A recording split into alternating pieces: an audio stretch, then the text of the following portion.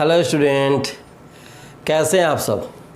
मैं हूं अभि वर्मा और आप देख रहे हैं हमारा प्यारा सा चैनल जिसका नाम है फिजिक्स एंटरटेन।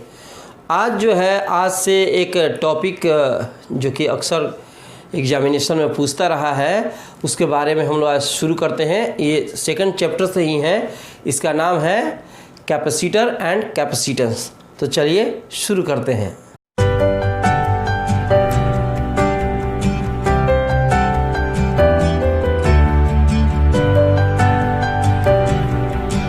पढ़ेंगे आज कैपेसिटर एंड कैपेसिटेंस के बारे में। थोड़ा सा ध्यान से पढ़ना, ये बहुत ज़रूरी है, एग्जामिनेशन के लिए तो बहुत ज़रूरी है, तो इसलिए ध्यान से पढ़ेंगे। टॉपिक का नाम हो गया capacitor and capacitance. Capacitor and capacitance. तो सबसे पहले हम कैपेसिटेंस के बारे में समझेंगे, उसके बाद हम लोग कैपेसिटर के बारे में भी समझेंगे। तो कैपेसिटेंस है क्या? देखो, ये कैपेसिटेंस जो है, कैपेसिटेंस जो है ये कैपेसिटी वर्ड से बना है, ठीक है। नाम है कैपेसिटी, उसी से बन गया कैपेसिटेंस। इसका मतलब हुआ क्षमता, ठीक है। तो चार्ज रखने की जो कैपेसिटी होती है, किसी भी इंस्ट्रूमेंट की चार्ज रखने की जो कैपेसिटी होती है उसको हम लोग क्या बोलते हैं? कैपेसिटेंस कहते हैं।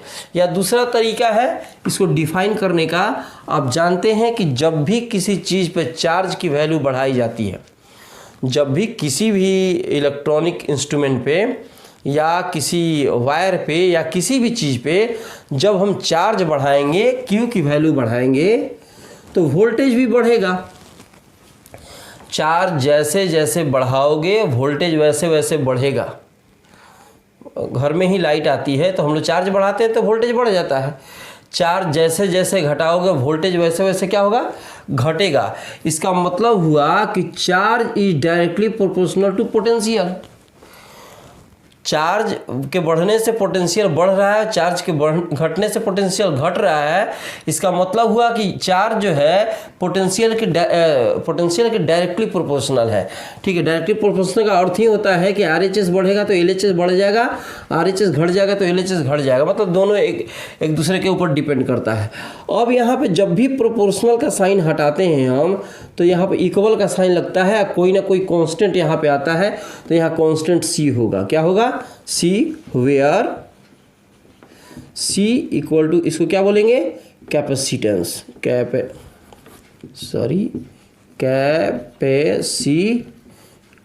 कैपेसिटेंस कहेंगे। तो इसको इससे भी डिफाइन किया जा सकता है। V को तुम इधर भेज दो, V को जब इधर भेजोगे तो V आ जाएगा इसके बटे में, V आ जाएगा इसके अपॉन में, तो C इक्वल टू क्या हो गया? Q/V। अब यहाँ डिफाइन कर सकते हैं, the ratio of charge and potential is called capacitance. The ratio of charge and potential is called capacitance, ये भी कह सकते हैं। या लिख दो, ठीक है, द कैपेसिटी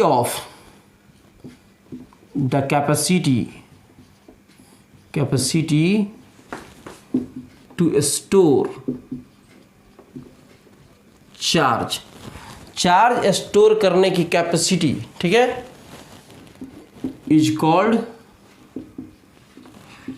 कैपेसिटेंस।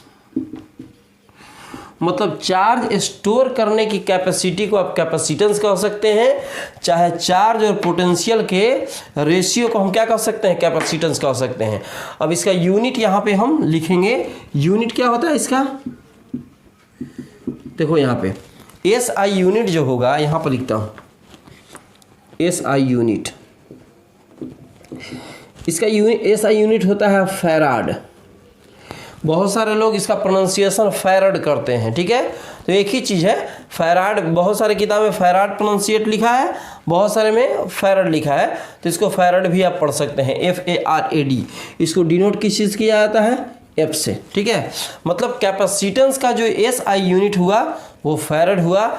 इसको अगर ESU यूनिट में देखा जाए, ESU का मतलब हुआ इलेक्ट्रोस्टैटिक यूनिट। इलेक्ट्रोस्टैटिक यूनिट जो होता है इसको बोलते हैं स्टेट फैराड।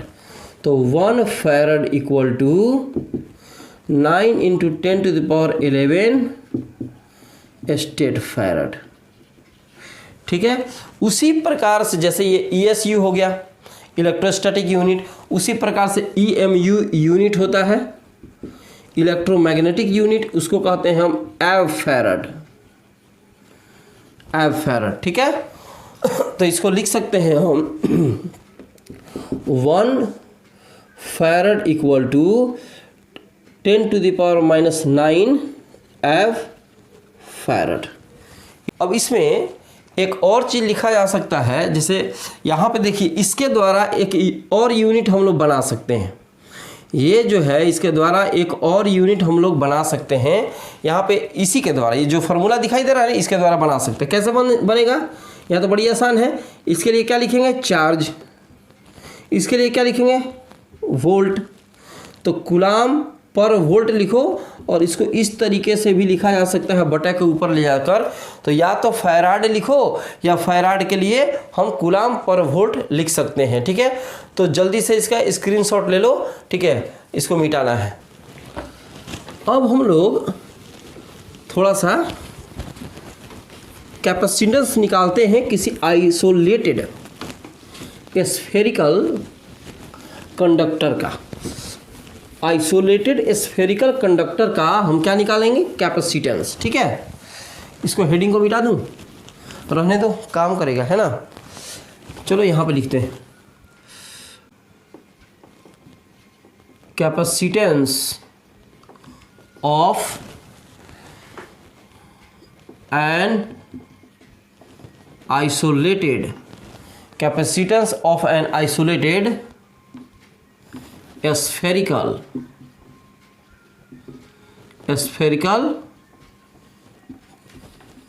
कंडक्टर। अब इसका हम लोग कैपेसिटेंस निकालेंगे। थोड़ा सा ध्यान दीजिएगा, समझ में आएगा, बहुत आसान टॉपिक है सब। Capacitance of an isolated spherical conductor. सबसे पहले हम क्या करेंगे कि किसी एक कंडक्टर पर हम कंसीडर करते हैं जो कि आइसोलेटेड है और स्फेरिकल है। आइसोलेटेड तो समझते ही हैं, ठीक है, कि अंदर का इफेक्ट बाहर नहीं, बाहर का इफेक्ट अंदर नहीं, उसको आइसोलेटेड बोलेंगे। और ये स्फेरिकल है, चूंकि स्फेरिकल कंडक्टर का ही कैपेसिटेंस निकालना है। तो हम किसी स्फेरिकल आइसोलेटेड कंडक्टर पर कंसीडर करते हैं जिसका सेंटर O है और इसका रेडियस क्या है, R है। अब इसके सेंटर पे हम प्लस Q चार्ज देते हैं। तो जब प्लस Q चार्ज देंगे तो इसका इलेक्ट्रिक इफेक्ट पड़ेगा, और किसी पॉइंट पे हम मान सकते हैं कहीं पर भी इसके सरफेस पे इसका पोटेंशियल बनेगा। ठीक है, तो अगर इसका पोटेंशियल को V मान लिया जाए तो फॉर्मूला क्या होगा, V = 1/4πε0 Q/R। R क्यों लिया, किसी सरफेस पे, इसके सरफेस के किसी पॉइंट पर जब तुम कंसीडर करोगे तो सेंटर से उसका जो डिस्टेंस होगा वो हर जगह तो R ही होगा, इसलिए R लिया। चार्ज तो Q मैंने माना ही है। ठीक है, इसके लिए हमको निकालना है एक फार्मूला। क्या होता है, अभी जस्ट मैंने बताया बाई फार्मूला। क्या बताया अभी, Q = CV। हमको निकालना क्या है, कैपेसिटेंस। तो जब तक ये फार्मूला लगेगा नहीं तब तक कैपेसिटेंस निकलेगा नहीं। ठीक है, तो C = हो जाएगा Q/V।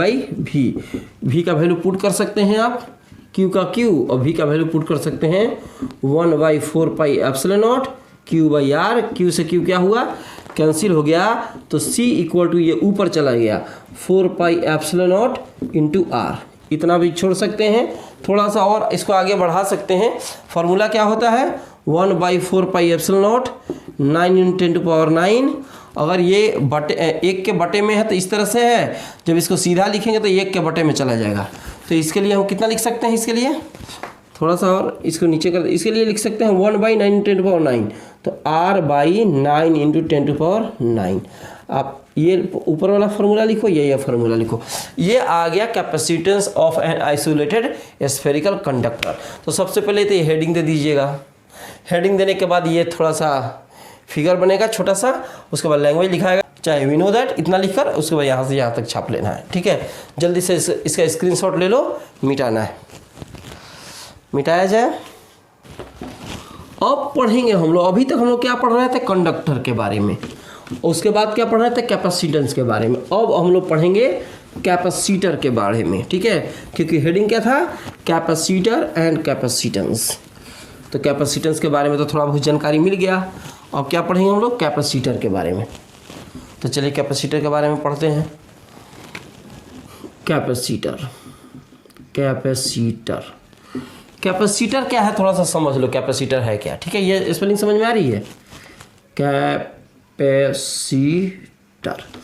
TR, ठीक है। कैपेसिटर क्या है? तो एक डिवाइस है। क्या है? डिवाइस। ये डिवाइस है। कैसा डिवाइस है? तो इसमें दो प्लेट्स लगे होते हैं, दो प्लेट्स लगे होते हैं, और प्लेट जो होते हैं वो कंडक्टर होते हैं। क्या होते हैं? कंडक्टर। और बीच का जो इसका मीडियम है, यहाँ पे देखो कितने प्लेट हैं? दो। तो एक पॉजिटिव होगा तो दूसरा नेगेटिव होगा, और बीच का जो मीडियम होता है वो इंसुलेटर होता है। इंसुलेटर कुछ भी रख सकते हैं, वहाँ वैक्यूम हो सकता है, एयर हो सकता है, वहाँ ग्लास हो सकता है। ठीक है, ग्लास स्लैब भी लिया जाता है। उसके बाद उसका भी एक्सप्रेशन फाइंड करना है हम लोगों को।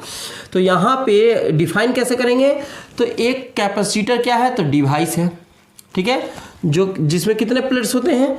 दो प्लेट्स होते हैं, और उसके बीच में कोई इंसुलेटर मीडियम होता है, और इसी में एबंडेंस ऑफ चार्ज को स्टोर किया जा सकता है।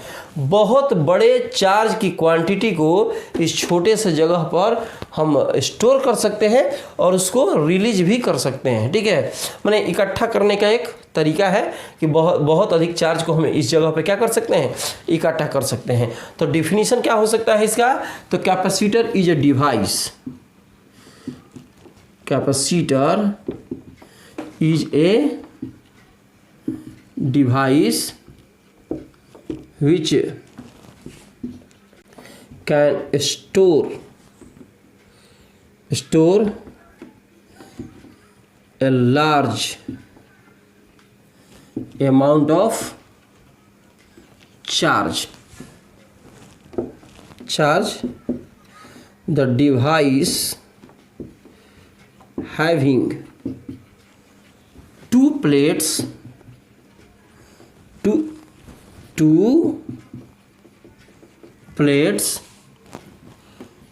and there is an insulating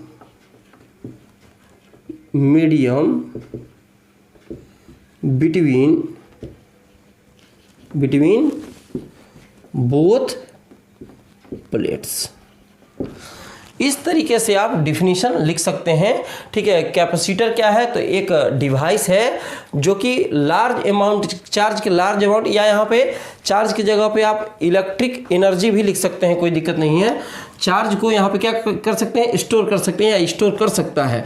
और this device to having two plates, इसमें दो प्लेट्स होते हैं, and there is an insulating medium between both plates. दोनों प्लेट्स के बीच में एक इंसुलेटिंग मीडियम होता है या इंसुलेटर होता है। समझो कि एक डिवाइस है जिसके बीच में, जिसमें हम बहुत बड़े चार्ज को या बहुत अधिक इलेक्ट्रिकल एनर्जी को हम स्टोर कर सकते हैं और इसके द्वारा रिलीज भी कर सकते हैं। इसका उपयोग कहाँ होता है? तो इसका उपयोग होता है टेप रिकॉर्डर में, टीवी में, बहुत सारे जो होम अप्लायंसेस हैं उसमें भी इसका प्रयोग अक्सर होता रहता है। अच्छा, एक चीज़ और कि इसका काइंड्स भी है। कैपेसिटर का काइंड्स है, तो कैपेसिटर का काइंड्स कुछ है नहीं, जो इसका शेप होगा उसी का नाम से हम इसको बुलाते हैं। जैसे स्फेरिकल हो गया तो बोलेंगे स्फेरिकल कंडक्टर हो गया। ठीक है, कोई सिलिंड्रिकल हो गया तो बोलेंगे सिलिंड्रिकल कंडक्टर हो गया। इसका मतलब कि इसके शेप के आधार पर इसका नामकरण कर दिया जाता है कि वो किस प्रकार का कैपेसिटर है। ठीक है, तो अगर इस तरह से गोल हो गया तो बोल देंगे स्फेरिकल कैपेसिटर, सिलेंडर का होगा तो हो गया सिलिंड्रिकल कैपेसिटर, रेक्टेंगल हो गया तो रेक्टेंगुलर कैपेसिटर। इसी तरीके से हम उसके शेप के आधार पर इसका नामकरण करते हैं। ठीक है, तो ये जल्दी से स्क्रीनशॉट ले लो, इसका मिटाना है, मिटाया जाए। एक चीज़ और इसमें बता दूं अभी, चलो बता ही देता हूँ। यहाँ पे बता दूँ, उसके बाद स्क्रीनशॉट ले लेना। देखो नोट में थोड़ा सा समझ लो। होता क्या है कि जब कहीं पर इस प्रकार से अगर साइन दिया हो ऐसे, या इस तरीके से साइन दिया हो इस तरीके से, तो इसमें ये A नंबर मान लो, ये B नंबर, तो ये क्या है? कांस्टेंट कैपेसिटर है, कांस्टेंट मैंने ऐसा कैपेसिटर जिसका कैपेसिटेंस कांस्टेंट है, तो इसको बोलेंगे कांस्टेंट कैपेसिटर। और इसको बोलेंगे वेरिएबल कैपेसिटर, मतलब ये वेरी करता है, ये चेंजेबल है। ये कैपेसिटर की कैपेसिटी जो है, कैपेसिटेंस जो है चेंज कर सकता है, और इसका कैपेसिटेंस जो है वो क्या है, वो फिक्स होता है। तो इसको हम लोग बोलते हैं कांस्टेंट कैपेसिटर, और इसको बोलते हैं वेरिएबल कैपेसिटर। तो यहाँ पर लिख देंगे कांस्टेंट कैपेसिटर, और यहाँ क्या लिख देंगे, वेरिएबल कैपेसिटर। तो एक काम करते हैं, पहले आप लोग इसका डिफिनीशन लिख लो, थोड़ा सा ये बनाना हो तो यहाँ बना लो, और नोट में ये ऐसे लिख लो, ठीक है। जल्दी से स्क्रीनशॉट ले लो इसका, आगे पढ़ाते हैं। मिटाया जाए, मिटाएं, चलो मिटाते हैं इसको, ठीक है। अब हम लोग पढ़ेंगे इसका प्रिंसिपल, ठीक है, कि आखिर इसमें लार्ज अमाउंट जो है, चार्ज का लार्ज अमाउंट स्टोर कैसे होता है। मैंने क्या बताया अभी कि चार्ज का लार्ज अमाउंट इसमें क्या हो रहा है, स्टोर हो रहा है। तो कैसे स्टोर होता है उसी के बारे में मैं बता रहा हूं। तो उसको लिख सकते हैं हेडिंग के तौर पे, प्रिंसिपल ऑफ पैरेलल, या लिख दो सिर्फ प्रिंसिपल ऑफ कैपेसिटर।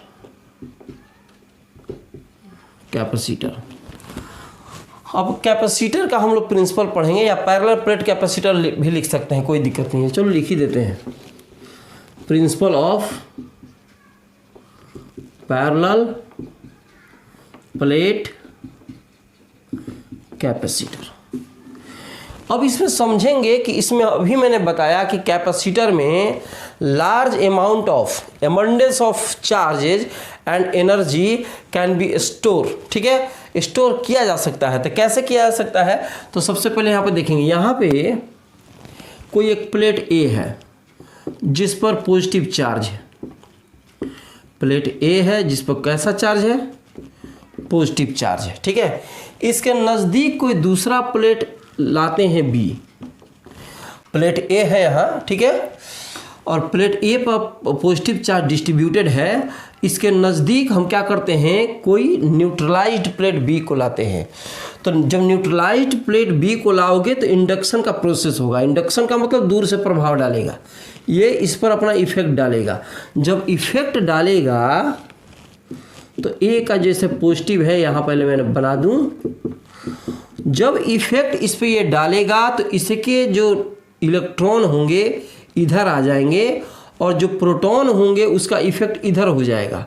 मतलब बहुत सारे जो प्लेट का जो इलेक्ट्रॉन है इस साइड में आने के चलते इधर का पोर्शन निगेटिव हो जाएगा, और इधर का पोर्शन क्या हो जाएगा, पॉजिटिव हो जाएगा। तो मैं यहाँ पे इस तरीके से बना देता हूँ कि यहाँ पे इसके इफेक्ट के चलते प्लेट बी का ये साइड हो गया निगेटिव और ये साइड हो गया पॉजिटिव। समझे कि नहीं समझे, फिर बता दें। प्लेट ए है जिस पर प्लस चार्ज डिस्ट्रीब्यूटेड है, इसके नज़दीक कोई दूसरा प्लेट बी लाते हैं, ये न्यूट्रलाइज्ड है। न्यूट्रलाइज्ड चार्ज यहाँ पे आने के चलते इसका इफेक्ट जब इस पर पड़ता है तो इसका निगेटिव इधर आ जाता है और पॉजिटिव का इफेक्ट इधर पड़ने लगता है, ठीक है। और एक चीज़ इसमें समझना चाहिए, निगेटिव के चलते पोटेंशियल जो होता है डिक्रीज करता है। माइनस चार्ज होगा तो पोटेंशियल डिक्रीज करेगा, प्लस चार्ज होगा तो पोटेंशियल इंक्रीज करेगा। तो इस माइनस का प्रभाव जब इस पर पड़ेगा, इस माइनस का इफेक्ट जब इस पर पड़ेगा तो इसके चलते पोटेंशियल गिरेगा, नीचे की तरफ आएगा, मतलब वो पोटेंशियल डिक्रीज करेगा। और इस प्लस के चलते इसका पोटेंशियल इंक्रीज करेगा। इसके चलते इसका पोटेंशियल डिक्रीज कर रहा है, इसके चलते इंक्रीज कर रहा है। लेकिन प्लेट से ये ज़्यादा नज़दीक है कि ये ज़्यादा नज़दीक है, प्लेट से माइनस ज़्यादा नज़दीक है। तो जब माइनस ज़्यादा नज़दीक होगा तो माइनस का इफेक्ट ज़्यादा पड़ेगा, प्लस का इफेक्ट कम पड़ेगा। जो चीज़ नज़दीक, मैग्नेट नज़दीक रख देगा तुम किसी कील के पास, कांटी के पास, तो उसका इफेक्ट ज़्यादा पड़ेगा ना। तो यहाँ पे माइनस है तो इस माइनस का इफेक्ट इस पर ज़्यादा पड़ेगा, पॉजिटिव का इफेक्ट पड़ रहा है, लेकिन इसी की तुलना में कम पड़ रहा है, तो इसका इफेक्ट पड़ेगा तो ये क्या करेगा कि पोटेंशियल को घटा देगा। ये लेकिन ये भी हेल्प कर रहा है बढ़ाने में, लेकिन इसकी ताकत ज़्यादा हो गई है। सपोज दैट कि इसके पास रहने के चलते इसका 20 इफेक्ट पड़ रहा है बढ़ाने के लिए, और ये थोड़ा सा दूर है, डिस्टेंस बढ़ने के चलते इसका इफेक्ट डिक्रीज करने में 15 लग रहा है। तो सॉरी, इसके चलते डिक्रीज करेगा और इसके चलते इंक्रीज करेगा। तो निगेटिव के चलते अगर 20 डिक्रीज कर रहा है और पॉजिटिव थोड़ा दूर है जिसके चलते 15 इसका इंक्रीजमेंट में लगा है, तो ये क्या करेगा, टोटल अगर इसका रिजल्टेंट देखेंगे तो 5 से डिक्रीज होगा, 20 से डिक्रीज हो रहा है, 15 से इंक्रीज हो रहा है, तो डिक्रीज होगा ना 5 से रिजल्टेंट का, तो यहाँ पे डिक्रीज होगा ड्यू टू माइनस। तो माइनस के चलते इसका पोटेंशियल डिक्रीज होता है, जिसको मेंटेन करने के लिए बाहर से हम लोग क्या करते हैं, इस पर चार्ज देते हैं, ठीक है, और इसके पोटेंशियल को बढ़ाकर हम लोग लेवल में लाते हैं। अब क्या करते हैं कि इसको अर्थ दे देते हैं, किसको, प्लेट बी को हम लोग अर्थिंग दे देंगे। तो जब प्लेट बी को तुम अर्थिंग दे दोगे, प्लेट बी को अर्थिंग दे दिया, प्लेट बी को अर्थिंग दिया, तो अर्थिंग दिया तो पॉजिटिव का इफेक्ट खत्म। कैसे खत्म, नीचे से निगेटिव चार्ज आएगा, इसको न्यूट्रलाइज्ड बना देगा, तो पॉजिटिव का इफेक्ट क्या हो जाएगा, खत्म हो जाएगा।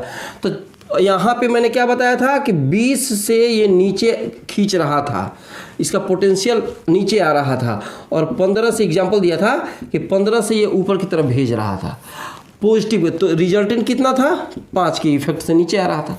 लेकिन बोल रहा है कि जब अर्थिंग देने से पॉजिटिव खत्म हो गया, मतलब ऊपर खींचने वाली कोई चीज़ रही नहीं, ठीक है, तो ये तो कितने के इफेक्ट से नीचे आएगा, 20 के इफेक्ट से ही नीचे आएगा, कुछ ऊपर खींचने के लिए रहा ही नहीं। तो रिजल्ट तो जितना फोर्स से इस डिक्रीज करेगा उतना ही फोर्स से नीचे की तरफ आएगा। इसका मतलब कि पॉजिटिव का इफेक्ट ख़त्म होते ही निगेटिव का इफेक्ट और ज़्यादा पड़ने लगता है। तो एक बार फिर से डिक्रीज होता है इसमें पोटेंशियल, जिसको मेंटेन करने के लिए बाहर से चार्ज देते हैं। तो आप देख रहे हैं कि स्पेस वही है, लेकिन बार बार चार्ज देकर हम इस छोटे से जगह पे लार्ज अमाउंट चार्ज का हम स्टोर कर रहे हैं। इससे पता चलता है कि एक ऐसा डिवाइस है जिसमें छोटे से जगह पे लार्ज अमाउंट ऑफ चार्ज को हम क्या कर सकते हैं, स्टोर कर सकते हैं। फिर से बता देता हूँ, यहाँ प्लेट ए पर पॉजिटिव चार्ज है, इसके पास एक न्यूट्रलाइज्ड प्लेट बी को लाते हैं, इंडक्शन का प्रोसेस होता है। इंडक्शन के प्रोसेस के होने के चलते बी के ए के तरफ जो बी का निगेटिव अट्रैक्ट हो जाता है, जबकि पॉजिटिव दूसरे तरफ रिपेल हो जाता है। मतलब ये मत समझना कि ढकेल दिया, पॉजिटिव दूसरे तरफ आ जाता है, उसका इफेक्ट पड़ने लगता है। अब यहाँ पे हम अर्थिंग देते हैं तो ये निगेटिव के चलते क्या होता है, इसका पोटेंशियल गिरता है, पॉजिटिव के चलते इसका पोटेंशियल इंक्रीज करता है।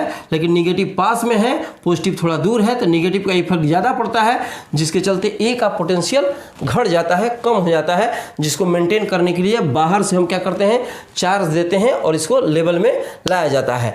केस थर्ड में आते हैं तो क्या करते हैं कि इसको तार के माध्यम से अर्थिंग दे दिया जाता है, जिसका पॉजिटिव चार्ज का इफेक्ट खत्म हो जाता है और निगेटिव चार्ज का इफेक्ट बहुत ज़्यादा पड़ने लगता है, जिसके चलते एक बार फिर इसका पोटेंशियल डिक्रीज करता है, जिसको इंक्रीज करने के लिए, लेवल में लाने के लिए बाहर से हम चार्ज देते हैं और उसको लेवल में लाते हैं। इससे पता चलता है कि एक छोटे से स्थान पर, एक स्मॉल स्पेस में, ठीक है, हम एक लार्ज अमाउंट चार्ज का और इलेक्ट्रिकल एनर्जी का स्टोर कर सकते हैं। बात तो समझ में आ गई होगी। तो जल्दी से इसको क्या करो, स्क्रीनशॉट ले लो, आगे एक टॉपिक और इसमें हम पढ़ते हैं, ठीक है। जल्दी से स्क्रीनशॉट ले लो, मिटाया जाए, मिटाए, चलो मिटाते हैं, ठीक है। अब कैपेसिटेंस के बारे में पढ़ लिए, कैपेसिटर के बारे में पढ़ लिए, प्रिंसिपल इसके बारे में पढ़ लिए। अब हम लोग पढ़ेंगे माने किसी पैरेलल प्लेट कैपेसिटर का कैपेसिटेंस किस प्रकार से निकालेंगे। तो लिख सकते हैं capacitance of parallel plate capacitor. Parallel plate capacitor का हम लोग कैपेसिटेंस किस तरह से फाइंड करेंगे, इसके बारे में थोड़ा सा देख लिया जाए, ठीक है। सबसे पहले यहाँ पे फिगर हम ड्रॉ कर देते हैं, थोड़ा सा ध्यान दीजिएगा। यहाँ जो है एक प्लेट है, ये अनदर प्लेट है, दो प्लेट होते हैं। मैंने अभी बताया कि किसी भी कैपेसिटर में कितने प्लेट होते हैं, दो प्लेट होते हैं। एक ए प्लेट हो गया, एक बी प्लेट हो गया।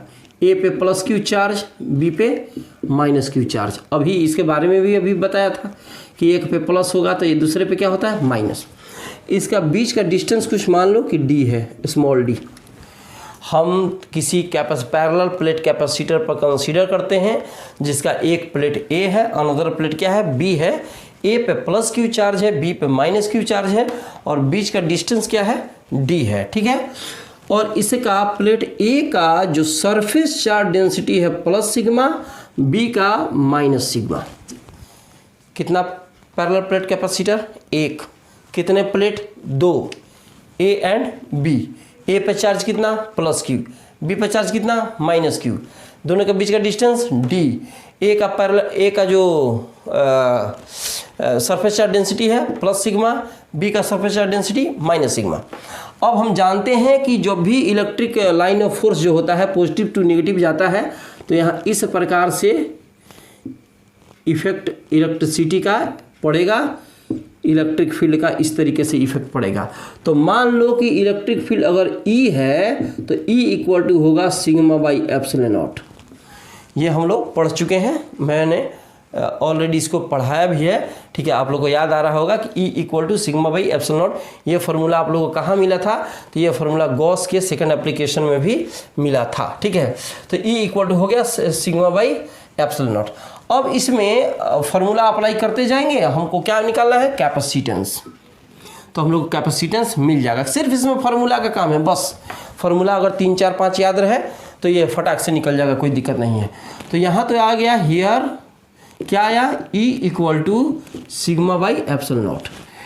वी नो दैट, हम जानते हैं, क्या जान गए, तो कुछ नहीं सर, जानते हैं हम लोग इक्विपोटेंशियल सरफेस के बारे में बताया था मैंने। तो फार्मूला क्या था, E equal to D V by D R. याद आ रहा है, नहीं याद आ रहा है तो जाओ थोड़ा सा लेक्चर देखो, उसमें इक्विपोटेंशियल सरफेस के बारे में मैंने उसके बारे में बताया था। E equal to D V by D R. अब डी वी मतलब वी पोटेंशियल और डी आर मैंने डिस्टेंस, तो डिस्टेंस मैंने कितना माना है, small D. E equal to sigma by epsilon not, ये फार्मूला आया। फिर सेकंड फार्मूला मैंने यूज किया, E equal to V by D. इसका क्रॉस इंटू करो तो V इक्वल टू क्या होगा, E इंटू डी। E का वैल्यू पुट करो तो sigma into epsilon not into D, यहाँ से है कि नहीं। एक और फार्मूला होता है, कौन सा formula, since surface charge density sigma equal to q by A. याद आ रहा है, नहीं सर कोई बात नहीं, सारे के सारे तो फार्मूले हैं इसमें। पहला फार्मूला, दूसरा फार्मूला, क्रॉस इंटू किया, फिर पुटिंग किया वैल्यू, और उसके बाद ये फार्मूला अब आ गया। तो हम लिख सकते हैं यहाँ V इक्वल टू सिग्मा, यहाँ पे है, सिग्मा के लिए कितना लिखेंगे, इतना, ठीक है। तो लिखेंगे Q by A upon epsilon not into D, ठीक है। एप्सिलॉन नॉट कैसा है यहाँ पे, ठीक है। इसके लिए वैक्यूम के लिए है या एयर के लिए है, क्योंकि बीच में जो मीडियम होता है वो इंसुलेटिंग मीडियम होता है। तो V इक्वल टू, अब कितना आ जाएगा ये, Q इंटू डी, ये QD अपॉन आ जाएगा A एप्सिलॉन नॉट। निकालना क्या था, पोटेंशियल नहीं, क्या निकालना है, कैपेसिटेंस। तो हम लोग को फिर फार्मूला लगाना पड़ेगा, बाई फार्मूला। फार्मूला क्या है, Q इक्वल टू CV।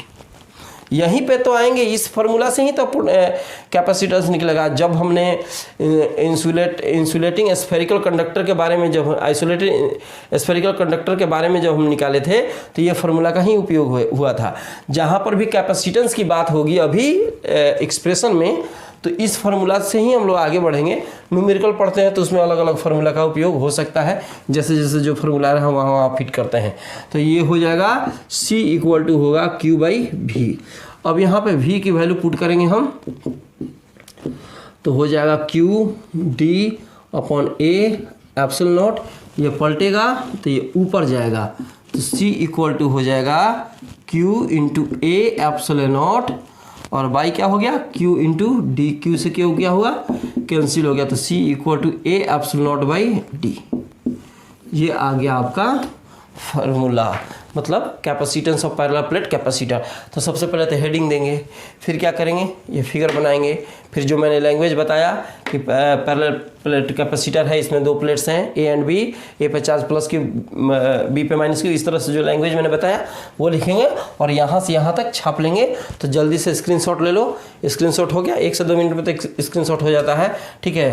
तो आप जहाँ रहिए स्वस्थ रहिए, नेक्स्ट लेक्चर के लिए मिलते हैं छोटे से ब्रेक के बाद।